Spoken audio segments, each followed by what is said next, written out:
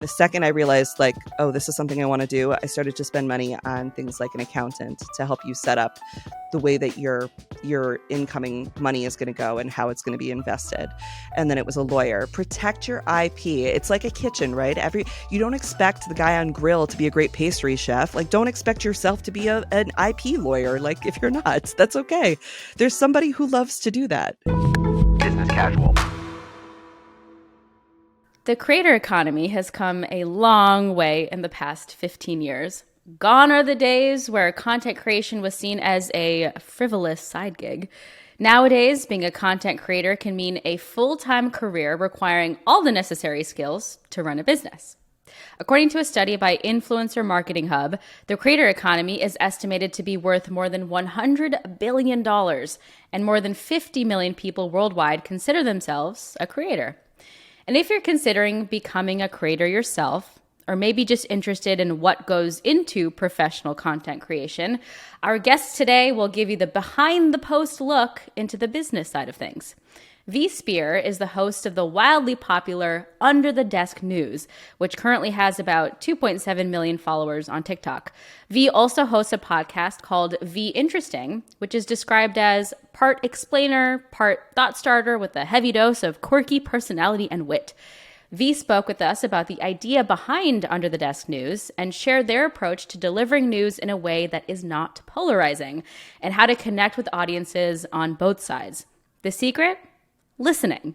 If you're ready to take that next step on building your brand, also advises a key step you need to take: protect your IP. Then we hear from someone who can tell us how to actually make money from being a creator. Victoria Bachan is the managing director at Whalar Talent, an influencer marketing agency that connects brands with creators. How can creators tap into brands to make money? And how can brands tap into creators to convert customers? What even makes a creator appealing to a brand in the first place? Victoria gets into all of that and so much more. Well, I love getting to interview people who pop up on my For You page. You've been on my For You page many a time, so this is very exciting for me, V. I would like to start with an icebreaker just to warm us up. So keeping in mind that I used to be a news anchor, my icebreaker for you is, what is your biggest pet peeve when it comes to news anchors? Oh my gosh. Or maybe how news is traditionally done. You don't have to pick on news anchors specifically. So, yeah, because all the things people would pick on, I love. Like, I love the pageantry of news anchors. I love the hair. I love the dress. I love everything about it, right? The thing that I don't like, though, and that I've definitely tried to address with Under the Desk is sometimes I don't like when they're snarky. I know a lot of people do like that, but I already have like a hard enough time understanding what's going on. I don't need folks adding layers of sarcasm. Sometimes that makes it like impossible. So sometimes I'll love the way somebody covers a story, but I can't always tell when they're like interjecting snark. And I'm like, oh, geez. Yeah, so I would say that. Yeah, it's snark and there's unnecessary puns too. Yeah, that's one of my pet peeves. Super big words. I'm like, girl, what? Just tell me what you're trying to say, you know? Totally agree with that pet peeve. So V, it seems like you're involved in a lot of projects, which is great, but how do you figure out the portfolio of what you're doing at any given time, right? You're spending a lot of time obviously curating your TikTok. You're also a keynote speaker, which we'll get to as well. But yeah, and the food insecurity and food illiteracy piece of it probably maybe is one of the more fulfilling pieces for you, I might imagine. So yeah, how are you sort of balancing that portfolio of what you're doing day to day? It's all good stuff. Folks have asked me, I was like food famous before I was TikTok famous, which are both great kinds of fame. Neither one pays especially well, so you have to do both. And folks will ask me like, you know, how do I become a professional TikToker? I'm like, you have to have an in real life talent. I worked full time for the first year and a half of doing Under the Desk every single day until I got to a point where I was like, okay, I have enough opportunity that I could start to pick and choose just a little bit more on what I'm going to do. So instead of working full time in food, now I just do my consulting contracts. And there are always those opportunities. I just have to take less of them than I did when I was doing it full time, and continue to work on educating other people. Before I was willing to quit working in the food business, I really wanted to make sure that I had trained and given away all of the institutional knowledge I had to as many people as possible so that they can continue to do that work in their communities. Because we learned this with me working in Baltimore. I could show up some places and folks will be excited to hear from me and they'll be like, okay, great. Yeah, this person's going to help us. And I could show up other places and they're like, kid, no, you're not a part of this Oh, community. I don't believe what oh you're saying. no. I don't need that. And that is so true though. So you have to understand you can't be everything to everyone, but you should share everything you know with everyone Mm, because that's how we actually just make the world a little bit better place for everyone. So the thing I like doing the most is definitely showing up at the food events. I freaking love TikTok, man. I've never loved anything as much as TikTok. I'm wow. addicted to it. I wake up every day and I'm excited to make the videos and like see who's in the comments and talk to like the people I care about, watch other people's content. So it's very fulfilling on both sides. It's such a fickle platform, and Yeah. to your point, you do have an IRL skill. You're an expert in food. I'm an expert in a lot of things. But at what point, as you're growing your TikTok, do you decide I need to do some financial planning? It's Oh, not a very predictable stream of revenue necessarily, I would imagine. But what mm-mm. take me to that point, if there was a point where you were like, I have to figure out my finances and sort of plan for the future. In addition to the food security work I did, I was the director of entrepreneurship, women's leadership, and LGBTQ inclusion for the James Beard Foundation, Mm-hmm. which, for folks who might not know, is like the Oscars of food. It's the governing body of all things high end chefery. And so I had spent years basically telling women who had cupcake shops out of their home, you need to secure your IP. You need to trademark this. You can't copyright a recipe, but you need to publish it somewhere so it's protected so people know that it's yours. You need to get that name of every single social media channel. You need to uh, file an LLC even when you're just a home cook, because we knew that these were going to be folks who were going to transition to being major brands. But Mm-hmm. if you don't get that lined up first, you could kind of screw yourself. So the very first time that I had a video go off, my friend Randy actually called me, who runs this group called Fab, which is another women's entrepreneurial conference for food entrepreneurs. And she was like, yo, you better file right now, under the desk, everything, every single version of your name, trademark it, copyright it, make it LLC, DBA it, so that Wow. even like Venmo, Venmo culture is big on TikTok. People will send you a tip or they'll send you like Yes. $5 for Mm-hmm. coffee or whatever. Put that all through a business account, like run it is a business now. So I think I had a head start on that and had filed all of that paperwork up front even before I knew it was going to be a thing, because Wow. one, I had the financial means to get the trademark, which was like, between $1,000 and $3,000 if you have a decent lawyer. And I just was like, you know what, even if it's just for me to like put on my wall my little certificate that I own Under the Desk News, like what a fun thing. I didn't know it was going to be a business at the time. But what a fun thing. That'll be like a fun thing to have, like a diploma or anything else. So I strongly suggest you do not tell people what your dreams are or where you're going or your names or ideas until they are locked up as yours. I think that's Wow. the most important thing in this game. That is such good advice. V, I'm so And your glad we're talking name. to you. Yes, and your name. That was actually advice I got from Sarah Moulton, who was Julia Child's assistant back in the day. She had a television show on Food Network that her name wasn't in the title of. It was like Weekend Meals, and they Food Network like cut her from the show after a while, and they were able to keep the name. And so her advice to me when we were starting, she's like, "You better get every version of your name in every single thing you do, and make sure you own it so that they can't ever take it away from you." Did you have lawyers helping you? How did you navigate this? Because it could be intimidating if you're just starting out. Yes. So the first hire you should ever make is a lawyer. Well, an accountant and then a lawyer. Mm-hmm. But both of these things cost money. So that's where it gets tricky. So sometimes you might have to like read a ton about how to do this on the low until you get to a point where you have any expendable income. I think one thing we've learned about people who get money quickly or money that they didn't have is we see it as extra. And I remember that from my first Mm. sponsor deal. It was like $400 for a pillow. And I was like, well, I'm going to do it because this sounds fun. And also it was my friend's company. So I was like, sure, I'll take your $400 and we'll do the pillow. And I wanted to like see what it felt like, just try it out. So I treated that $400 like extra money. I didn't do anything with it. I like went to dinner, like bought shoes or something. And that can be the risk when you start to get that kind of what we might consider easy money on sponsorship deals. You start to creep up into like, okay, well, I want to improve my life or I want to buy this thing. when people get money up front, they spend it on stuff that proves they have money. Then you get to a point where you're like, okay, now actually I don't want to spend any money because I understand I have to save it, right? Because there's other bigger plans I have for it. I think both are healthy, but knowing that you're doing that is where you can really help yourself. So in the beginning, I kind of goofed off, spent money on like fun stuff just to like have a fun experience because I didn't know where it was going to go. And then the second I realized like, oh, this is something I want to do, I started to spend money on things like an accountant to help you set up the way that your incoming money is going to go and how it's going to be invested. And then it was a lawyer because I was doing so many contracts that, I mean, I know how to read a contract, but do I really know how to read it when I'm not excited about doing that deal? No, right? I have my own bias. I'm looking at everything like, well, that's fine. It's not fine. Have somebody else read your contracts.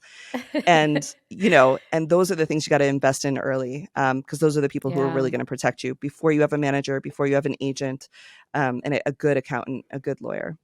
I cannot agree more.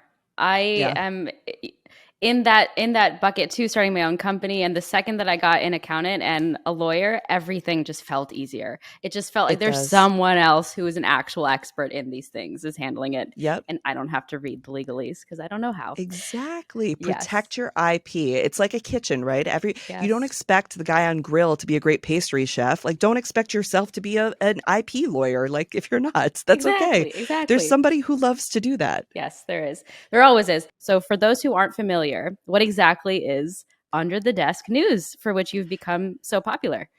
Yes. So it is literally news delivered from underneath my desk here in my house. It took And me a second to figure out you were actually under a desk. And I see that in your yes, comments too, where people are like, oh, you're actually under a desk. people have asked me, like, why are you on the floor? Are you okay? I didn't realize you were under the desk. I thought you were just leaning forward or something. And I'm Yeah. like, no, I'm actually underneath this desk 7 days a week. Um, I liked the idea of taking us to a place that we wouldn't expect. So I have a lot of respect for the folks who are at the desk and the professionalism that they bring to the craft and the way they deliver news. And these people are often, titans in their field. They've gone to Columbia Journalism School and they've done years of this type of reporting. And I didn't have that background. So I didn't want to start an account where I was like cosplaying a real news anchor. I wanted it to be exactly who I am, which is like your friend who knows a little bit too much about these things. And we are just meeting under the desk. I suppose if I had a water cooler in my house, I would have done that, but I didn't have that. So we're just here under the desk, like almost gossiping about what's going on, Hmm. or just it's like a secret what's going on. And then we I go want to learn a back, little more. to the real world. Yeah, exactly. I want to learn a little more about your approach to what you're covering, what your tone is, because one user commented, as someone with really bad anxiety, I just want to say thank you for being able to tell us the news in a way that doesn't invoke fear. What is that approach that makes your delivery resonate so much with your followers? So I've talked about this before. My mom was a nurse and didn't have like a whole ton of time for us to tell stories when we were kids. And so when we would want to tell her something, it was usually something bad we had done or gotten in trouble at school or whatever. And you know how there's like all that lead up of like the backstory? She'd be like, just tell me what happened. And so that is Uh-huh. truly how I've been talking my whole life authentically, which is like, here's what happened. And Mm-hmm. that's going to be okay. Right. And so I think a lot of the way we grow up influences the way we behave as adults. And for me, I think having very busy parents who were always on my side, but just wanted me to like cut to what it was Mm-hmm. so we Mm-hmm. could like Oh, deal with what it was helpful in developing just the way I speak. that's so valuable because there's so Yeah. much information, there's so much clutter. You just want it's like I find myself doing this under the desk sometimes when people are just talking and talking and talking. I'm like, get to the point. Get So I to the point. appreciate that that's what you do first and foremost. So when you're picking the stories, Mhm. how does that happen? Because I know like one big story that you'll cover, or on Thursday nights you'll do just a piece of good news. So Mhm. how do you go about picking what's most important for that day? So I only have a minute and I try to get in what folks need to be conversational about. And that's how I started. I also pick things that I'm actually genuinely interested in as a person. So it's not like what should be the news, but like what I Mm. thought was interesting that day or what I'm going to be talking about with my friends on the phone or like with my wife over dinner. And that's how I truly pick the stories. I'm monitoring, a bunch of different newspapers. I don't watch cable news television for the same reasons that I'm under a desk, which is Yeah. it is so anxiety inducing. It is a Yeah. craft, and I will watch like specials and things, but Hmm. I just every night when I was doing it during the pandemic, especially in the beginning, I was finding that I was tuning out so much because it was just too much information. And I'll pick anywhere from like 12 to 15 stories, and then I'll kind of test them out on myself and be like, was that fun to say, or did I hate saying that? And if I hate saying it, I cut it, right? Because if I hate saying it, you're going to hate hearing it. And then I always try to add in something from a place that doesn't get a lot of attention. So I'll pick a story out of Northwest or Arkansas, or I'll pick a story from Missouri, or I'll relate something that's happening nationally back to, an interest piece in Indiana, so that folks feel included, and it makes Hmm. sense for them. How do you go about making people feel included for topics like, say, Roe v. Wade, where it's inherently polarizing? So, how do you approach that and make sure that people do feel included, even if it's a topic that makes people mad? People are very comfortable being extremely rude to me, and I am a very good listener. And I Mm, think that that is a superpower, in that I don't expect that other people have the conversation skills of someone who's been trained to like debate, let's say, but they want to get their point across and they want to be heard. And oftentimes they're looking for an outlet to sort of soundboard those ideas. And there's going to be some folks who are going to take what one news pundit has said and they're going to make that their law, and they're going to parrot those terms right back at you. I don't worry about that. I let them do their thing, and then I just kind of move on, because that's not a person that actually wants to have a conversation. That's a person who wants to, you know, push that same thing that they heard someone that they respect say, and they think that they will get the same respect for, and then they of course find out mm, that they don't, because we have to hmm. exist in the real world and these people are on TV. They don't have to answer for what they said, right? Like in the Yeah, way that we do. yeah, And then there's totally. folks in the middle who are like, will come out with something really strong, like, well, I think that fetus lives matter. And I'm like, I do too. I mean, my sister had a baby. I cared so much about that baby from the very moment that before she was even trying, we had love for what this was going to be, the potential of this entity that was coming to our life. So I can understand where people think life starts at that spark, right? Because we've all had that experience of like loving something so much that's not here yet. But when you talk to them about quality of life, and you talk to them about the fact that women can't just be incubators for the potential of life, they are actually already alive. Sometimes folks will be like, you know what, I hear that, and i can Hmm. i can believe, I can get that makes sense to me too. And while we're not going to have a complete conversation, maybe we had like a little seed of understanding each other a little bit better. A Hmm. thing that I have found with my conservative audience is these are folks who have an such a strong protective instinct. And if we go back to like the way we would have been as like cavemen or something, these would have been the folks who were like the protectors in a lot of ways, right? Before politics came along. They have such a protective interest in humanity. Oftentimes I've got a lot of like military veterans. Why would you join the military? You have a protective instinct. And they've been told that the thing that they care about, whether that's the unborn or sanctity of marriage, or their tax dollars, or whatever it is that they care about, is under attack. So what does that do? That triggers their protective instinct. And Hmm. then they are going to behave as protectors, or their version of protector. And you're not going to get a lot of like walls coming down when you're in that mental space. Sure. So I Yep. get it. And I think that's why we have to meet people a little bit more with like, Mm, I hear what you're saying, but tell me how this is resonating in your body. Like, how is this making you feel? Why do you feel hmm. this way? Did you lose a child? And so, Yeah. which is often a lot of times the case, someone has lost a child, or suffered, unfortunately, multiple miscarriages, and they're Hmm. carrying the pain of that experience, and they're projecting it, as we all do, onto these nameless people who are out there, getting willy-nilly Yeah. abortions. Well, this listening and understanding is so much more important now because, to your point, you're on social media, you have Yeah. comments, and you're sort of expected to respond to the people who are commenting on your content. Yeah. Whereas in the old days of the news, you'd have Walter Cronkite or whomever, and Yeah. turn on the TV, it's just their face, and they get to go home and not even have to worry, not even know what people are saying. What stresses you out the most about being in the public eye? In the world of news, in the world of inherent controversy. I heard another creator say, I'm not afraid of getting canceled. I'm afraid of getting canceled for something I didn't do. So that there's Sure. this fear mentality around it. But is there anything in particular that stresses you out about being public? So I think, like you said earlier, when Walter Cronkite, I'm going to compare myself to Walter Cronkite right now. No, Of I'm not. course. Of course, why not? I mean, who's Barbara Walters anyway? But these figures, they would go on and they would have these incredibly strong conversations where they would give a lot of their opinion. They would hold this person they were interviewing accountable.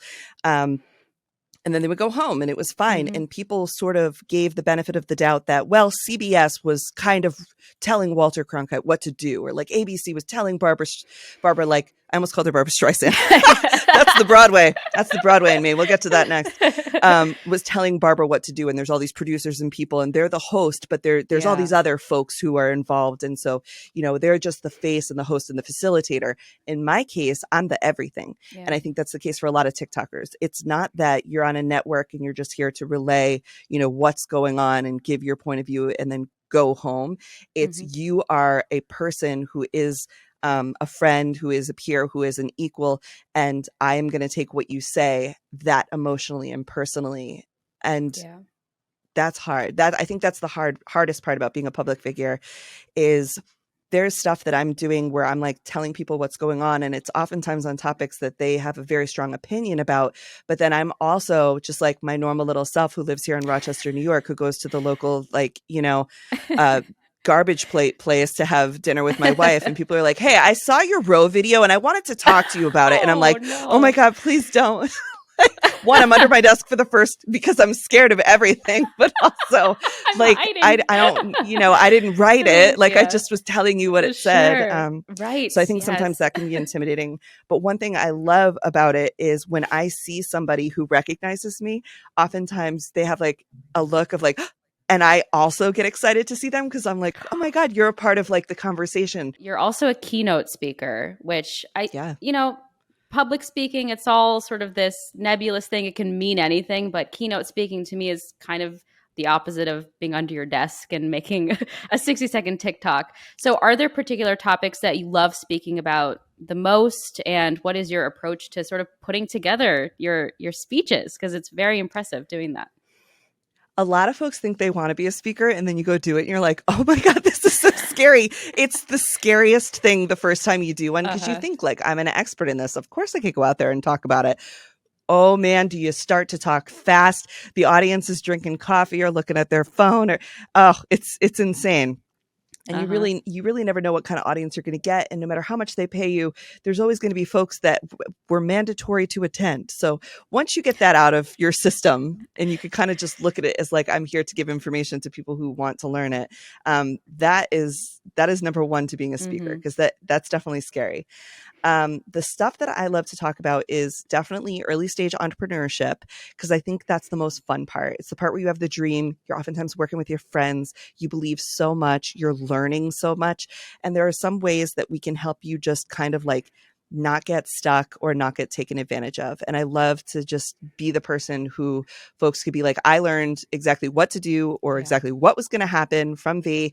And now I know when that thing comes up, okay, this is just part of the process. I don't have to be afraid of this.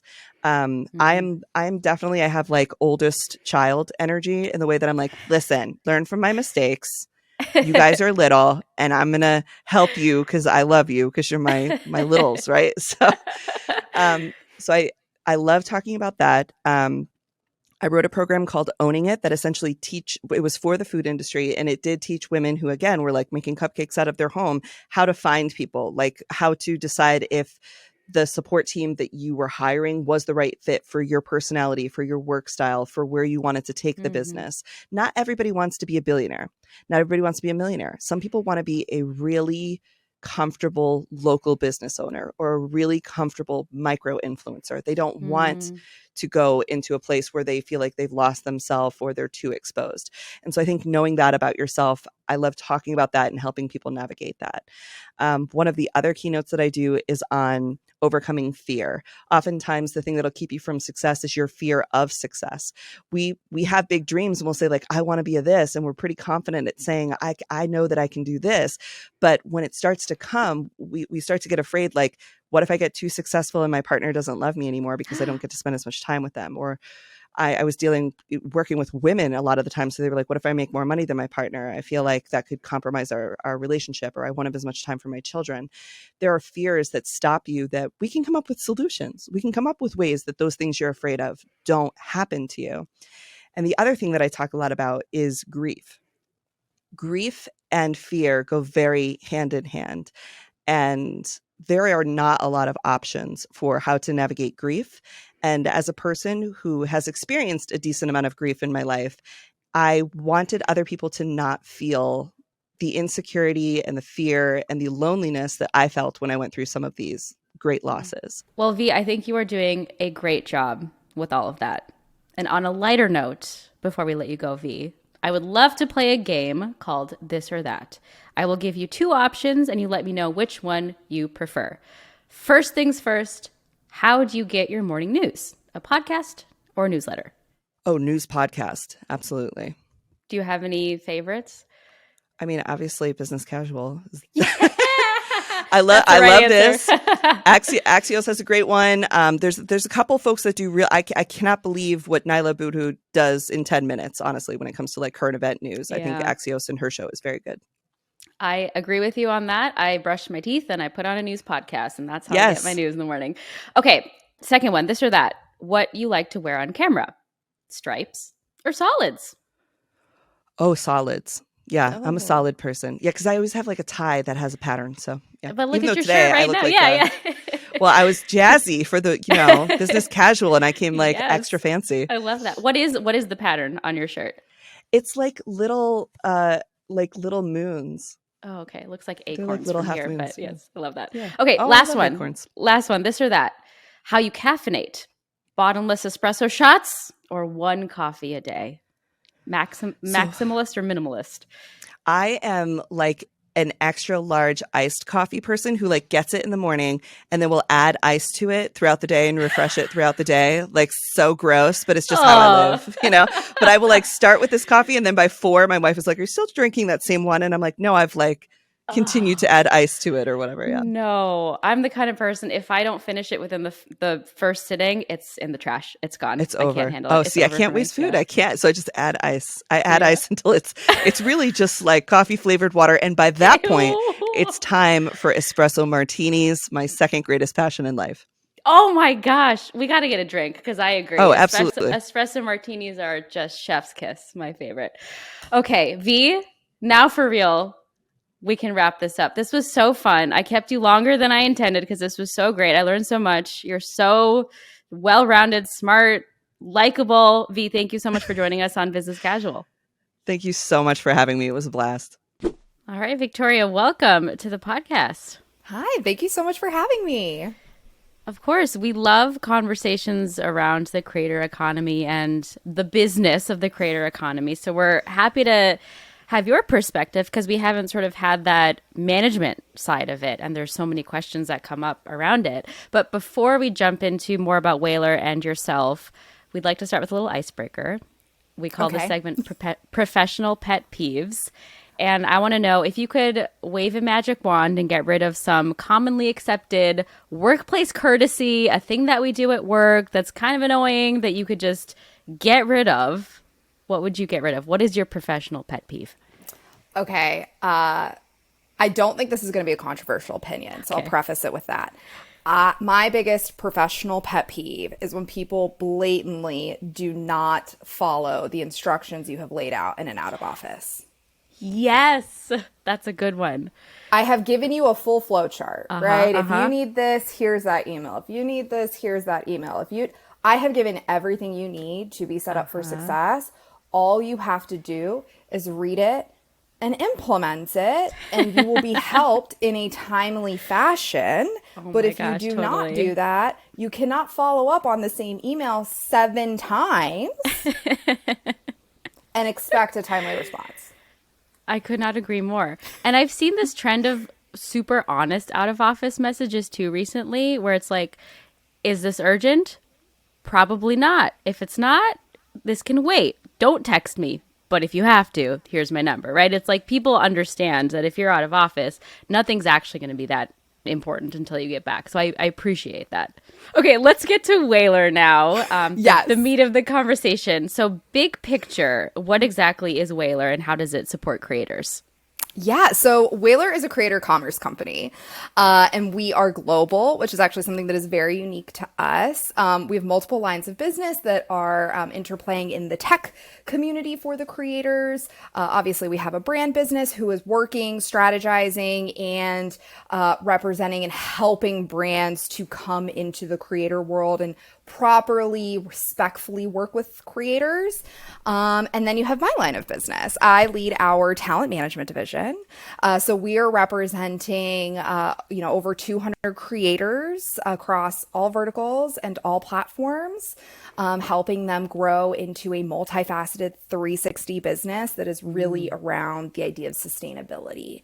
I think especially in the past 2 years, we've heard a lot of conversations in the creator community about burnout and about people, you've heard it from Casey Neistat too, right? Like one of the number one creators kind of in the world who has been openly vocal about, I spend all this time posting a video a day and now I'm burnt out and I'm exhausted and I can't be creative. And so a big thing that we specifically look after for our creators is sustainability, mental health, and realize, I'm very blessed that I've been in this space since the Vine days and like Facebook. And so I have been able to watch and help and guide many creators through, what is inevitably an always on change. Is there a type of creator that is best suited for Whalar? For example, is there a certain size where it makes sense to sign on with Whalar, or is there a certain niche or genre? What's sort of the secret sauce for the creators that sign on with Whalar? Honestly, the biggest thing is professionalism. I think what a lot of creators forget sometimes is that if you are working with brands, or even if you're not working with brands, if you are working with external vendors, most of those people, that is their full-time job. They are working a 9 to 5. So if you are emailing a brand at 11 o'clock at night for a link, you're not going to get that. And it looks unprofessional. So I think the creators who are the most equipped to really go in it for the long haul kind of understand the infrastructure of the industry and are able to do what is best. If you are the best at creating at night, all for it, go. But be prepared to do that, or maybe you're not getting the same responses that maybe you think you should be getting, because most people do not work at night, but in the creative community, I do understand that many people do like that. So it's just finding what is that sweet spot. And professionalism, timeliness, communication, and to answer your question about kind of the, follower count, we don't necessarily always look at that, but obviously over the past, 7 years, 10 years even, that the creator economy has grown so much. A lot of those numbers, engagement, overall follower count, views, they go into what you are going to be paid for jobs, right? Yeah. And we have this conversation a lot internally where if a creator is a little too young in their creation journey, sometimes you coming in to help might create more harm than good, because they could be taking their full fee and reinvesting that money into, say, hiring an editor so that they can create more content. So it is an interesting kind of line of figuring out, okay, this person is at a certain area where they can work with management. It will help them a lot. It will make a lot of sense. And that percentage that is being taken for that work is valuable, versus where it's not yet valuable, when in reality they could be reinvesting that into their business. So there are many times where I'm like, I would love to work with you, but I don't feel right taking a percentage when you really need to reinvest that into your business, into hiring an editor, better equipment, a better computer, more storage, whatever it may be. And it's just not the right time. So that's a big one. And I think a lot of, maybe that might be a unique thing for us at Whalar, but, we really want to be additive to where when you're paying a percentage, you're like, oh, that was additive. My manager really helped, get this up, or they really helped with a sticky situation, versus just feeling like taking a percentage to take a percentage. Victoria, I think that's really interesting that you at Whalar are very cognizant of when it's advantageous for a creator not to have representation. Every dollar counts. They reinvest it back in. And one question that comes up a lot with creators is, how do I decide how much I should be charging for my work, for the brands that I work with? And that's something that you help them determine. So what goes into that in addition to things like follower count, the sort of quote unquote vanity metrics? How do you figure that out? There's a lot that goes into how we're pricing. One, all of the metrics, all of the data. So the follower count, the engagement, but then what gets taken out of this conversation a lot is usage, right? And that became a huge thing for us in the pandemic, because we had a lot of brands who were like, oh, well, 2-week lockdown is now like 12-week lockdown. Can we keep adding usage to this because we need to reutilize this content? Absolutely. Let's have that conversation. So usage, timeline is a big one. We have brands who will come to us and be like, we need this in 48 hours. And it's like, well, we're going to have to charge a rush fee. Just like if you were to work with any other external vendor on a project, if you were to go to a print shop, right? And you wanted a t-shirt with a 48-hour turnaround, they're going to charge you a rush fee. Right. So Victoria, I want to learn a little bit more about your job specifically at Whalar. So you're a managing director of Whalar Talent. And on your LinkedIn, it says you've closed and managed thousands of partnerships for both on-site and online activations. What does this mean in practice? What does your day-to-day look like, Victoria? It's a great question. And I feel like when I talk about my role and my job, now I talk about it in two different phases of my life. So like pre-pandemic and post-pandemic. I put in, I guess now I'm going to have to start saying which pandemic. Like, I don't know. It's crazy. Gosh. But yeah, so prior to COVID, we had a lot of creators, and it's starting to trickle, it started to trickle back as of probably like March this year, March of 2020, which exactly, or 2022, I should say, exactly 2 years later, where we started going back to on-premise and on-site activations. And so what that means is, clients going to these really awesome, events or things that brands were throwing for either product launches or things that they were doing just to get kind of behind the scenes content. Obviously, everyone saw all of the activations that were with Coachella and Governor's Ball, and kind of the various music festivals. Now we're having conversations for CES, and at Whalar, we brought 5 creators to Cannes. So when you're doing things on site, it's just that. Like, you are very on site. You're helping creators even create the content. I became a creative director for many of the clients at Cannes. And then there are times when they're in town and they have to do brand deals, and I become like the friend in those. And it is really fun, right? Like, I'm not going to lie, but that's very much being on site, on premise, handling all of those things. And then the flip side of it is what many people saw explode in the pandemic, which was everything that was online. And it has different mechanics and different deliverables and different things that you have to think about and work on. But mostly those are done from home.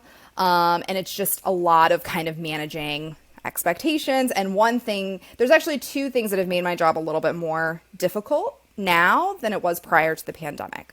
One is obviously supply chain. A lot of people don't realize how many things a creator will need. Like, if a brand sends the product, lost in shipping. Oh my gosh, yeah.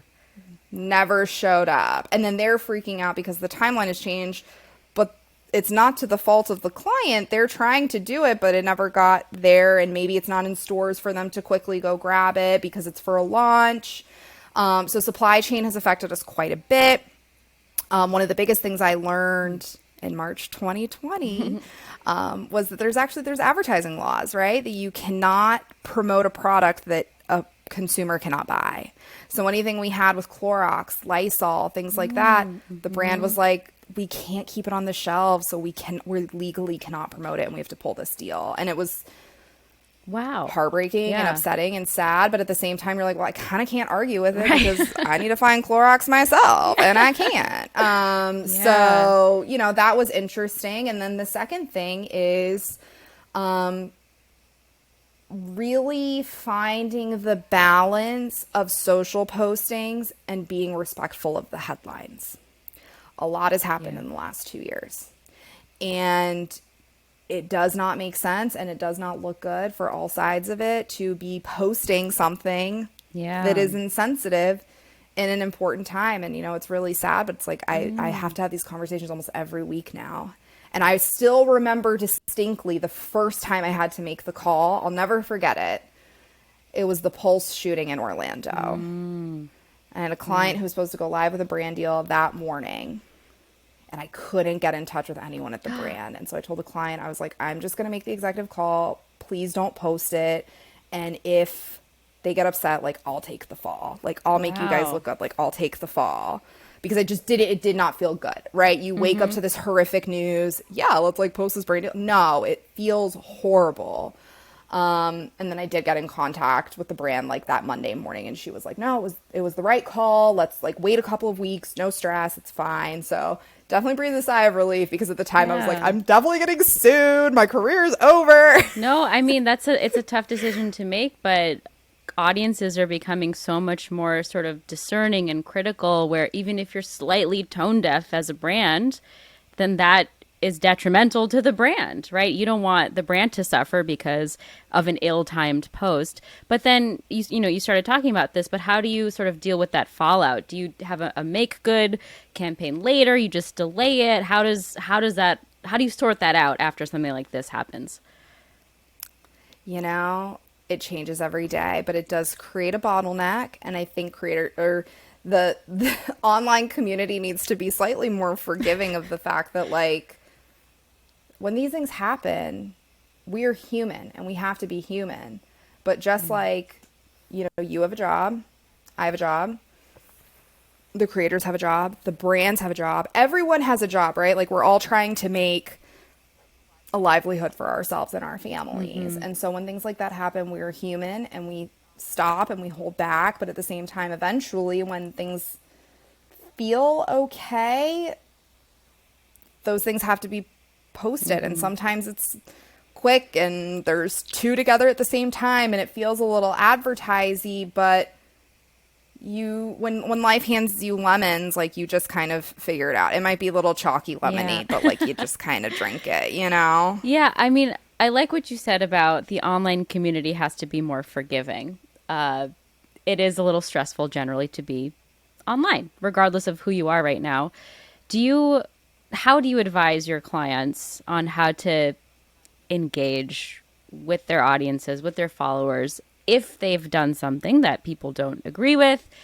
Do you tend to tell them to ignore it? Should they respond? What are those scenarios that you help your clients navigate when it might be sort of tricky waters at the time online? Sadly, once again, there's no one size fits all. It completely depends on the situation. There are times where you want to say things, but you have to wait a little bit just to ensure that the facts are correct, right? From like a legal perspective, whether it's civil or whatever, you have to make sure you're not putting your foot in your mouth and it could cause a larger legal kerfuffle. So there are situations like that where it sucks, but we have to be like, listen, you can't say anything yet. Like, we have to get all the facts straight. Yeah. And then when the facts are straight, we'll help you kind of go back. And then there are some times where it's really not that big of a deal and people take it a little bit, overboard.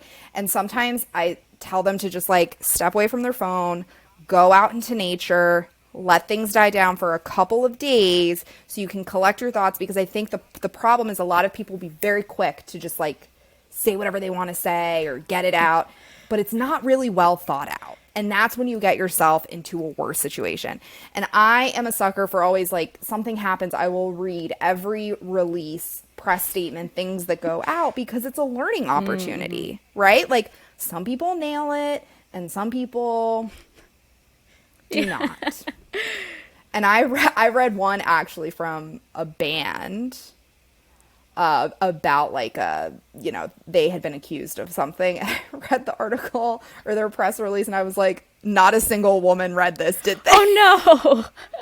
I immediately looked at it. I was like, no woman read this before they released it. Like, what are you doing? Like, any woman, please just like pick one to read Was it this like before you put sexist it or out. what was the red flag?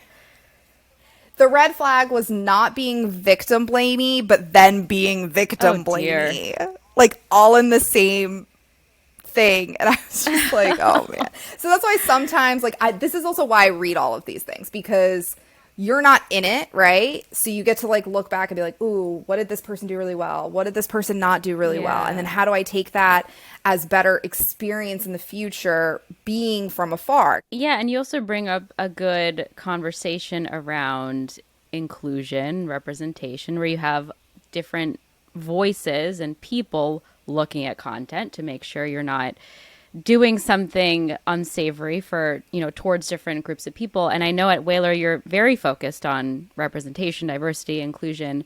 Can you tell me a little bit more about your efforts on that front? I know you helped with, diverse houses, for example, for creators.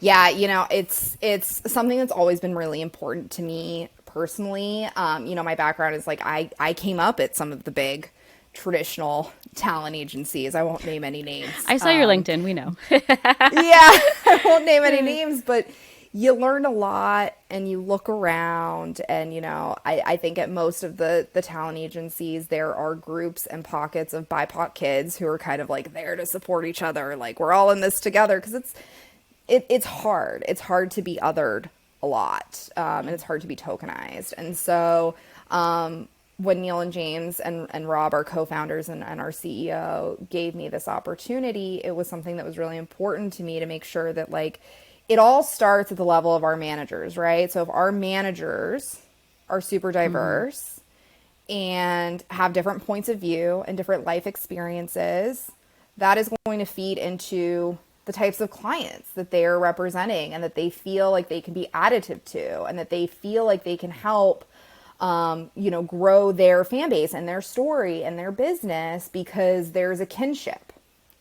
Yeah. And so we have a very, very diverse group of managers, many of which who are not from the United States, many of which come from immigrant backgrounds, different BIPOC communities, LGBTQIA plus communities. Now with our recent acquisition of C Talent, we're learning a lot about, the community around ableism and disability, and that's a lot that I'm learning too, to be quite frank. And that team is doing a great job, like teaching me a lot of, asking for accessibility. Like, what are your accessibility requirements when we're going into meetings or into, signing meetings, when we're going into execution of, either on-site or online activations and that sort of thing. So it really comes down to, like, who are the people that we have here, and how are they diverse?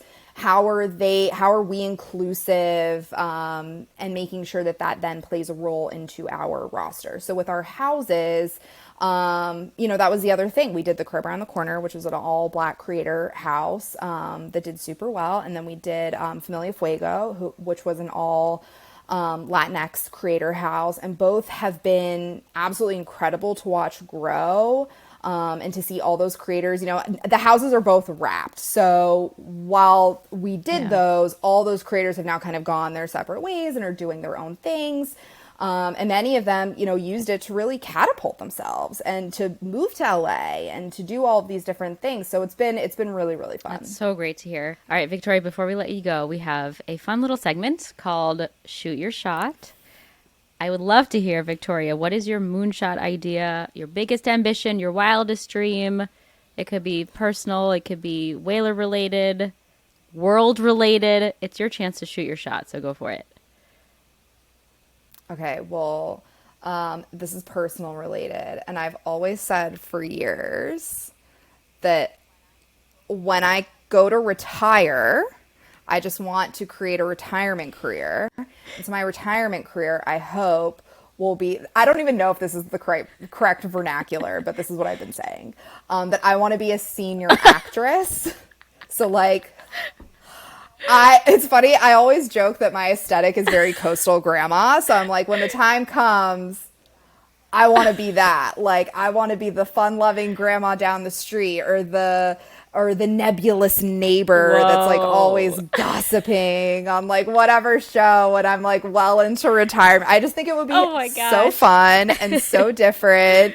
And, you know, I think there's a lot of great roles for like the fun grandma, and please cast me in 40 years. Well, you're so embedded in the world of talent representation. I'm sure you can make it happen.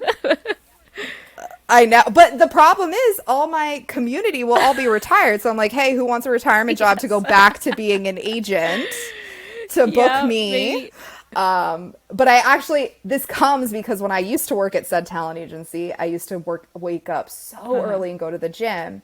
And there was this little old lady who was the sweetest, who I'd always see in the locker room. And I was like getting ready for my job. And I asked her one day, I'm like, oh, like, do you work in this building? And she was like, oh no, like I live in Westchester and I come in every day for my auditions. And I was like, what do you mean? And she was like, oh yeah, I used to be in corporate, and then after my kids went to college, I quit and I became an actress. And I was like, I'm gonna be you. I want to be you. And I've never forgotten that to this day. Sure. We're gonna see Victoria on the credits as little old lady down the street. That is incredible. I love that. I can't wait. Okay. I'm inviting you to my first premiere. I'll walk the red carpet. I'll interview you. I'll be an old lady interviewer. That's what I'll be. Yes. Perfect. Amazing. All right, Victoria, it's been such a pleasure having you on the podcast. Thank you for joining us on Business Casual. Thank you so much. I really appreciate it. This is Business Casual, and I'm Nora Ali. You can follow me on Twitter at Nora K. Ali. That's Nora, the letter K, Ali. And I would love to hear from you. If you have ideas for episodes, comments, and thoughts on episodes you loved, fun segment ideas, just shoot me a DM and I will do my very best to respond. You can also reach the BC team by emailing businesscasual@morningbrew.com or call us. That number is 862-295-1135. And if you haven't already, be sure to subscribe to Business Casual on Spotify, Apple Podcasts, or wherever you listen. And if you like the show, please leave a rating and a review. It really, really helps us. Business Casual is produced by Catherine Millsop, Olivia Mead, and Raymond Liu. Additional production, sound design, and mixing by Daniel Marcus. Kate Brandt is our fact checker, and AB Silver is our senior booking producer. Sebastian Vega edits our videos. Our VP of Multimedia is Sarah Singer. Music in this episode from Daniel Marcus and the mysterious Breakmaster Cylinder. Thanks for listening to Business Casual. I'm Nora Ali. Keep it business and keep it casual. Business Casual.